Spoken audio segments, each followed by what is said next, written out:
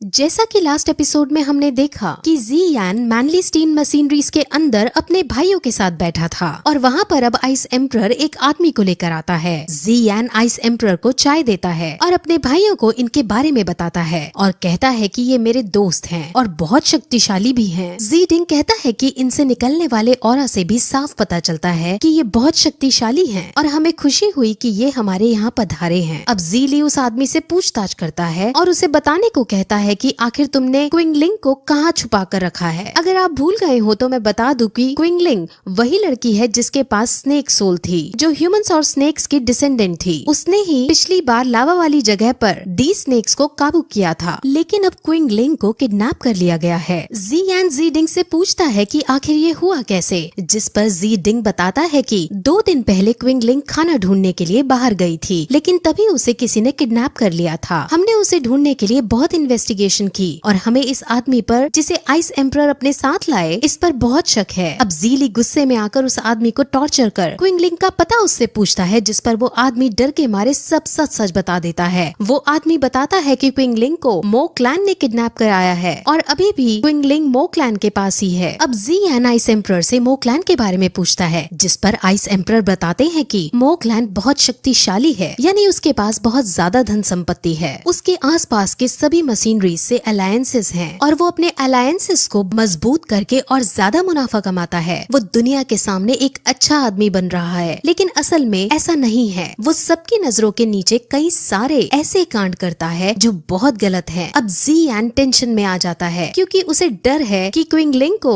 उसने अपना शिकार ना बना लिया हो, इसलिए वो तुरंत अब मो क्लैन के अंदर जाकर क्विंगलिंग को बचाने का डिसाइड करता है। वहीं अब हमें मो क्लैन के लीडर को दिखाते हैं। मो क्लैन के लीडर का नाम मो चोंग है और वो रईसों जैसी जिंदगी जीने में कोई कसर नहीं छोड़ता। वो अब अपने घर आता है और वहाँ गलती से उससे एक बच्चा टकरा जाता है। वो बच्चे को देखकर एक ऐसी स्माइल देता है जैसे वो बच्चे से बहुत प्यार करता हो। वो अपनी दोहरी जिंदगी जी रहा था, जिसमें सबको वो ये दिखाकर चलता है कि वो बहुत अच्छा इंसान है, क्योंकि वो ये चाहता है कि उसके अलायंसेस मजबूत रहें। अब मो चोंग घर आकर अपने घर को पूरी तरह से सजवाने लगता है। आज मो फैमिली का 60th जन्मदिन है, जिस वजह से आज उसने कई सारी क्लैन और मशीनरीज के लीडर को अपने यहाँ रात को दावत पर बुलाया होता है। अब मो चैंग फिर एक गुप्त ठिकाने पर जाता है, जो कि असल में पानी के नीचे मौजूद था। उस गुप्त ठिकाने में उसने क्विंगलिंग को कैद कर रखा था। वहाँ पर 2 वही वाले लावा स्नेक्स मौजूद थे और वो दोनों ही क्विंगलिंग के कंट्रोल में थे। उन दोनों लावा स्नेक्स को देखकर मो चैंग खुश होता है, लेकिन वो श्योर होना चाहता था, इसलिए वो एक ब्लैक स्नेक को उस पर छोड़ देता है। वो ब्लैक स्नेक क्विंगलिंग को खाने उसकी तरफ दौड़ता है, लेकिन क्विंगलिंग अपनी पावर्स का यूज करके उस ब्लैक स्नेक को भी अपने कंट्रोल में कर लेती है। अब मो चैंग समझ जाता है और श्योर हो जाता है कि ये लड़की 3 फ्लावर स्नेक की ताकत रखती है और अब ये डिसाइड करता है कि आज रात को ये इस पर एक्सपेरिमेंट करेगा। अब ये एक्सपेरिमेंट क्या है ये हमें थोड़ी देर बाद पता चलेगा। वही मैंडी स्टील मशीनरीज के अंदर आइस एम्परर उसे बताते हैं कि वो लोग जरूर प्यूपिल ऑफ 3 स्नेक्स फ्लावर के पीछे पड़े हैं, ताकि वो इसकी पार का यूज अपने लिए कर सके। इसका मतलब अब उसकी जान को खतरा था, इसलिए ज़ियान तुरंत वहाँ जाने को कहता है। ज़ियान के भाई भी उसके साथ आना चाहते थे, लेकिन वो उनसे यही रुकने को कहता है और अब वहाँ उड़कर मो क्लैन के पास जाने लगता है। अब उसके पीछे पीछे आइस एम्परर भी जाते हैं और उसका साथ देते हैं। रास्ते में आइस एम्परर ज़ियान की एबिलिटीज की तारीफ करते हैं और उससे पूछते हैं कि तुमने इतनी छोटी उम्र में 2 होंग लेवल प्राप्त कैसे कर ली? मेरे 2 होंग लेवल प्राप्त करने में 5 साल लग गए थे और तुम इस उम्र में 2 होंग के साथ साथ इतनी सारी एबिलिटीज भी रखते हो, ऐसा कैसे करते हो? कौन तुम्हारा साथ देता है? अब ज़ियान पहले तो थोड़ा भाव खाता है, लेकिन आइस एम्परर के इंस्टेंटली पूछने पर उसे बताता है कि जरूरी नहीं है कि हमें 5-6 साल का वक्त लगे ही लेवल बढ़ाने के लिए। अगर हम चाहे तो 1 साल के अंदर भी 2 होंग को हासिल कर सकते हैं। आइस एम्परर पूछता है कि आखिर कैसे हम ऐसा कर सकते हैं, जिस पर ज़ियान बताता है कि एक फॉलिंग जिदान नाम की मेडिसिन है, जिसको बनाने के लिए 5 इंग्रेडिएंट्स चाहिए होते हैं। इस मेडिसिन को बनाना तो आसान है, लेकिन इसके इंग्रेडिएंट्स ढूंढना मुश्किल काम है। चाहे कितनी भी बीमारी क्यों ना हो या फिर कितनी भी चोट क्यों ना लगी हो, उस मेडिसिन से सब ठीक हो जाता है और वो कल्टीवेटिंग स्पीड को बहुत ज्यादा बढ़ा देती है। अब आइस एम्परर उसे इस मेडिसिन के इंग्रेडिएंट्स को ढूंढने और इसको बनाने के लिए कहता है, जिस पर ज़ियान अपनी भी एक शर्त रखता है। ज़ियान को पता चल जाता है कि आइस एम्परर बहुत शक्तिशाली है, इसलिए वो उनसे कहता है कि आप मेरे साथ ट्रैवल करके मेरी रक्षा करो। अब आइस एम्परर मान जाता है और 1 साल के लिए उसका गार्डियन बन जाता जाता है। अब वो दोनों को चलते चलते शाम हो जाती है और वो दोनों मुंह छुपाकर मोकलैंड के भीतर आते हैं। आइस एम्परर पूरी दुनिया में फेमस हैं और उनको देखकर कोई भी पहचान सकता था, इसलिए उन्होंने अपनी पहचान छुपा रखी थी। अब ज़ियान पावर ऑफ डिटेक्शन का यूज करके मोकलैंड के हाउस के अंदर ताक झांक करता है, जहाँ उसे कहीं भी क्विंगलिंग दिखाई नहीं देती, लेकिन उसे ये पता चल जाता है कि यहाँ इस घर में एक खुफिया गुफा है। अब वो दोनों उसी खुफिया गुफा के अंदर जाते हैं, जहाँ आगे बढ़ते वक्त उन्हें कई सारे सैनिक मरे हुए भी दिखते हैं। उन सैनिकों की हालत को देखकर आइस एम्परर बताता है कि इसको किसी डॉहैंग लेवल के आदमी ने मारा है और कोई हमसे पहले यहाँ इन्वेस्टिगेट करने आ चुका है। वो अब गुफा के अंदर पहुंचकर बहुत बड़े बड़े टेस्ट ट्यूब्स रखे हुए देखते हैं और समझ जाते हैं कि यहाँ इंसानों पर एक्सपेरिमेंट किए जा रहे हैं। अब ज़ियान फिर से पावर ऑफ डिटेक्शन का यूज करता है और उसे पता चल जाता है कि क्विंगलिंग यहीं कहीं मौजूद है। अब वो डिसाइड करता है कि आज रात को वो सबके सामने मो चोंग की असलियत ले आएगा और ये टेस्ट ट्यूब उसके खिलाफ हमारे सबूत बनेंगे। वहीं मो क्लैन के अंदर अब पार्टी शुरू हो गई थी और वहाँ अलग अलग क्लैंस के लोग आए थे। खास बात ये थी कि वहाँ पर नयन रैन भी मौजूद थी और वो भी उनके यहाँ चीफ गेस्ट बन के आई थी। नयन रैन का क्लैन वहाँ सबसे बड़ा क्लैन था और अगर मो चोंग को नयन रैन का साथ मिल जाता है तो वो बहुत शक्तिशाली होने वाला था, इसलिए उसने नयन रैन को बुलाया था। वहीं अब वो सब दावत कर ही रहे होते हैं कि तभी वहाँ एक मास्क मैन आता है जो सीधे अंदर घुसा चला जाता है। मो चोंग कहता है कि तुम दावत खत्म होने के बाद आना और जब मुझसे मिलना, लेकिन वो मास्क मैन वहीं खड़ा ही रहता है। अब मो चोंग के सैनिक वहाँ आकर उसे भगाने की कोशिश करते हैं, लेकिन ज़ियान अपनी पावर्स का यूज करके उन सबको दूर हटा देता है। वो अब मो चोंग का गला पकड़कर उसे उठाता है। मो चोंग समझ जाता है कि ये डॉहॉन्ग लेवल का है और वो खुद इसे नहीं हरा पाएगा। वो उससे पूछता है कि आखिर तुम चाहते क्या हो, जिस पर ज़ियान कहता है कि तुम्हारी जान लेने मैं यहाँ आया हूँ। अब ज़ियान की नजर वहाँ बैठी नयन रैन पर जाती है और उसको देखते ही ज़ियान के दिल में घंटी बजने लगती है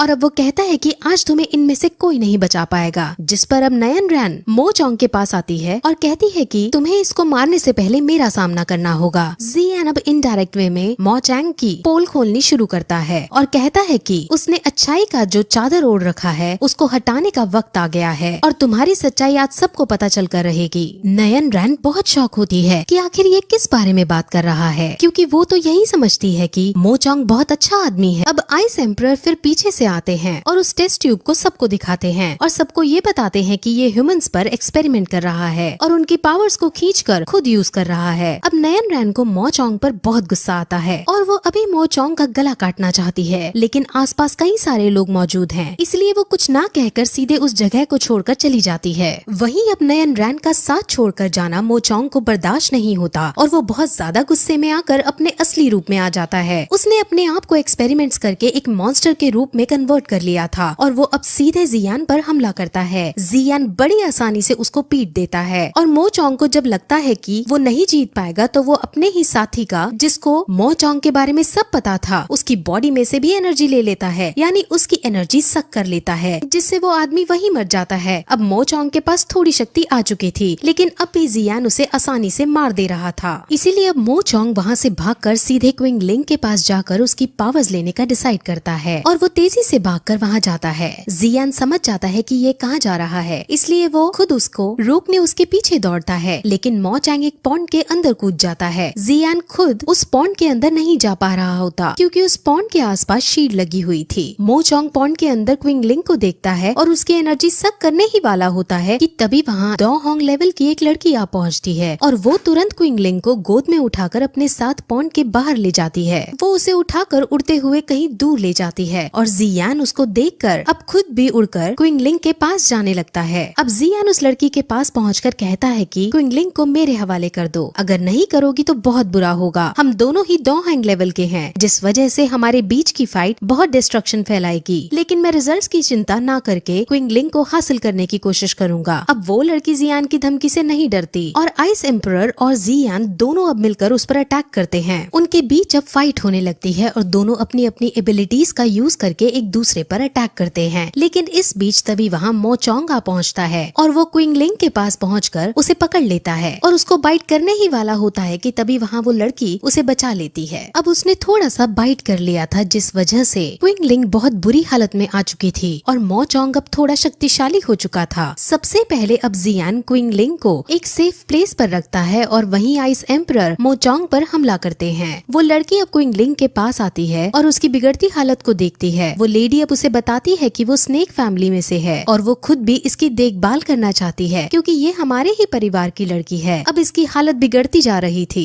और हमें अब इसे पवित्र अकबरे पर ले जाना होगा ताकि ये सही हो सके। जियान के मास्टर भी जियान को बताते हैं कि ये स्नेक लेडी सही कह रही है और क्विंगलिंग को तुम इस स्नेक लेडी को दे दो। अब जियान थोड़ा सा उस स्नेक लेडी पर शक करता है, लेकिन वो स्नेक लेडी उसे समझाती है कि वो खुद 3 फ्लावर स्नेक को पिछले कुछ महीनों से ढूंढ रही थी और वो इसे ढूंढते ढूंढते यहाँ तक पहुँची है और अब वो जियान से प्रॉमिस करती है कि वो इसको बचा लेगी। जियान अब क्विंगलिंग को उसको दे देता है और स्नेक लेडी क्विंगलिंग को अपने साथ उड़ाकर ले जाती है। वहीं अब मोचोंग फिर से उठ खड़ा होता है और जियान पर हमला करता है। मोचोंग अब बहुत शक्तिशाली हो चुका था और अब जियान उसको नहीं हरा पा रहा था। जियान और आइस एम्परर मिलकर कोशिश करते हैं, लेकिन अब भी वो उस पर डोमिनेट नहीं कर पाते। अब जियान के पास और कोई चारा नहीं था, इसलिए वो एक तरकीब सोचता है। जो उसने 2 डिफरेंट टाइप की फ्लेम हासिल की थी, वो इन्हें मिक्स करके एक नई फ्लेम बनाने का डिसाइड करता है। आइस एम्परर उसे ऐसा करने से साफ मना करते हैं क्योंकि ऐसा करने से बहुत ज्यादा एनर्जी प्रोड्यूस होगी जिससे जियान की जान को खतरा है। उसके मास्टर भी उसे मना करते हैं कि ऐसा मत करो, लेकिन जियान कहता है कि उसको क्विंगलिंग को बचाने के लिए ऐसा करना ही होगा। अब उसके मास्टर भी उसके सामने झुक जाते हैं और जियान दोनों फ्लेम्स को मिलाने लगता है। ऐसा करने के लिए उसे अपनी सोल को स्टेबलाइज करना है, इसीलिए उसके मास्टर अब उसे उसके सबकॉन्शियस माइंड के अंदर भेज देते हैं और उसे अब फोकस करने को कहते हैं। अब उन दोनों फायर्स के कॉम्बिनेशन से एक एनर्जी प्रोड्यूस होती है जो बहुत शक्तिशाली है। उसके मास्टर पूछते हैं कि आखिर ये क्या है, जिस पर जियान कहता है कि उसने इसका नाम बुद्धा लोटस एंगर दिया है। वो अब बुद्धा लोटस एंगर को मोचोंग पर यूज करता है और बुद्धा लोटस एंगर मोचोंग की शक्ति को डिफेंड करते हुए मोचोंग पर जाकर जगता है, जिससे आसपास बहुत बड़ा एक्सप्लोजन होता है। आइस एम्परर तो बच जाते हैं, लेकिन जियान अब आसमान से नीचे गिरने लगता है। वो अब गिरते वक्त फायर माइंड की सबकॉन्शियस लेवल पर पहुंच जाता है। वहाँ उसके मास्टर एक झील किनारे उदास बैठे थे। जियान उनके पास जाता है और उनसे कहता है कि मास्टर, आपने देखा ना कि मेरा बुद्धा लोटस एंगर काम कर गया। जिस पर अब उसके टीचर कहते हैं कि बुद्धा लोटस एंगर बहुत शक्तिशाली है और अब मैं और ज्यादा तुम्हारा टीचर नहीं बन सकता हूँ। तुम्हारे पास अब इनफ एनर्जी है जिससे तुम अपने एनिमीज को मार सको। अब तुम्हें मेरी जरूरत नहीं होगी। जियान को पहले तो मजाक ही लगता है, लेकिन अब उसके मास्टर उसे बताते हैं कि जो तुमने बुद्धा लोटस एंगर बनाया है वही अब तुम्हारा टीचर होगा। मेरे अंदर अब और ज्यादा एनर्जी नहीं बची जिससे मैं तुम्हारे साथ रह सकूं। अब मुझे फिर से गहरी नींद में जाकर सोना होगा। जियान अब बात की गंभीरता को समझता है और उसे कहता है कि आप मेरी एनर्जी को यूज कर लो, आप लेकिन जाओ नहीं, मुझे आपकी बहुत जरूरत है, मैं आपके सिवा कुछ भी नहीं हूँ। लेकिन उसके मास्टर उसे सिर्फ इतना कहते हैं कि मुझे बहुत खुशी है कि मैं तुम्हारा टीचर बना, और वो फिर डिसइंटीग्रेट हो जाते हैं। जियान को अपने ऊपर बहुत गुस्सा आता है क्योंकि आइस एम्परर और उसके खुद के मास्टर के मना करने पर भी उसने बुद्धा लोटस एंगर को क्रिएट किया था। वो ये भी सोचता है कि उसने खुद अपने टीचर को मार डाला है, उसे सिर्फ अपनी स्ट्रेंथ को बढ़ाने से मतलब है। वो ये सब सोचकर बहुत रोता भी है। वो बहुत ज्यादा रिग्रेट करता है और फिर सबकॉन्शियस माइंड से बाहर निकलता है। वो आसमान से नीचे गिर रहा था, लेकिन तभी आइस एम्परर उसे बचा लेते हैं और यही इसी तरह से सीजन यही खत्म हो जाता है।